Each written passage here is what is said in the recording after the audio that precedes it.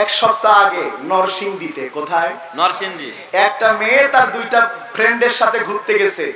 সে বলতেছে just friend. কি friend? Just friend. এখন just friend, best friend, boyfriend, কোনটা কোন ফ্রেন্ড তা তো বোঝা যায় না। ওই ফেসবুকে দেখলাম একটা মেয়ে তার বন্ধুর বাড়িতে এসে অনশন করতেছে, তোর আমার সাথে বিয়ে করা লাগবে। ছেলেটা বলতেছে তোরে আমি বিয়ে করব না, কারণ আমি তোর বয়ফ্রেন্ড ছিলাম না, আমি তোর জাস্ট ফ্রেন্ড ছিলাম। মেয়েটা বলতেছে এই তুই আমার জাস্ট ফ্রেন্ড ছিলি, তাইলে আমার সাথে বিছানায় গেছিলি কেন? কথা বুঝাতে পারি নাই?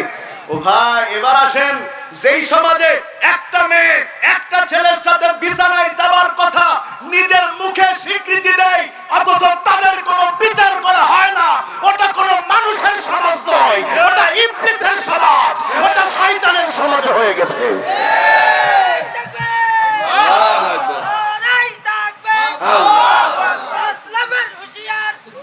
সাবধান। আল্লাহু আকবার। মেয়েটা গিয়েছে বন্ধুদের সাথে ঘুরতে নরসিংদী, শুনতেছেন কথা, কিন্তু এমন গেঞ্জি পরেছে, পিঠ প্যাট দেখা যায়। এটা দেখে স্টেশনের মানুষেরা এটা নিয়ে পর্যালোচনা শুরু করেছে। তখন একটা মহিলা, নাম তার মার্জিয়া, বয়স মধ্য বয়সী নারী, সে যে মেয়েটাকে বলতেছে মা তোমার মতো আমার দুইটা মেয়ে রয়েছে, ও মা তুমি এই পোশাকে রয়েছে, লোকেরা সমালোচনা করতেছে, তুমি একটু তোমার শরীরটা ঢেকে ফেলো। মেয়েটা তখন বলতেছে আমি যা করবো তা তোমার বাপের কি? এটা আমার স্বাধীনতা। ও ভাই, আধুনিকতা স্বাধীনতার মানে যদি হয় আপনার পেট আর পিঠ জনগণকে দেখিয়ে বেড়ানো, তাইলে এই পৃথিবীতে কুত্তার চাইতে আধুনিক আর কেউ নাই। ওটা তো সবাই দেখতেছে, ওর কোনো লজ্জা করতেছে? কুত্তারটা দেখলে যেমন কুত্তার লজ্জা হয় না, এই সমাজে কিছু মানুষ আছে, এই সমাজে কিছু মানুষ রূপী জানোয়ার আছে, ওদের চেতনা কুত্তার চাইতেও খারাপ। কুত্তাটাও মাঝে মধ্যে মানবিকতা দেখায়, এই মানুষগুলোর মধ্যে সেই মানবিকতাও খুঁজে পাওয়া যায় না, খুঁজে পাওয়া যায় না। এই কথা বলার পর ওই মেয়ের সাথে আরো দুইটা ছেলে ছিল, তারা এসে তো এই মধ্যবয়সী মহিলার উপরে মোটামুটি গরম হতে শুরু করছে, আমার বাপের টাকায় আমি যা পড়বো তোর কি, ইত্যাদি ইত্যাদি।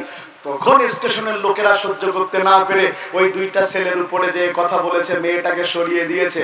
দুর্ভাগ্য, দুর্ভাগ্য, দুর্ভাগ্য, কেমন হুমকির মধ্যে মুসলমানেরা আছে, যার দ্বারা সমস্যা তৈরি হলো তাকে নিরাপত্তা দিল, আর মধ্যবয়সী নারীটাকে গ্রেফতার করে 3 দিনের রিমান্ডে নিল। এই কাজ যারা করেছে তারা কখনো মানুষ রূপী হতে পারে না। বরং আপনার তো বোরখাওয়ালির পক্ষে অবস্থান নেওয়ার কথা ছিল, কথা ঠিক? আচ্ছা, মাশাআল্লাহ। আবার অনেকে বলবেন এটা রাজনৈতিক কথা, না, এটা হলো মুসলিমদের অস্তিত্বের কথা। এটা মুসলিমদের অস্তিত্বের কথা। তোমার বাপের টাকায় যদি তোমার খারাপ পোশাক পরার অধিকার থাকে, আমি মুসলিম হিসাবে আমার তো বোরখা পরার অধিকার আছে। তুমি তোমারটা বুঝে নাও, আমারটা বুঝতে দাও না কেন? গণতন্ত্র মানে যদি হয় সবার অধিকার, গণতন্ত্র মানে যদি হয় সবার অধিকার, গণতন্ত্র মানে যদি হয় কথা বলার স্বাধীনতা,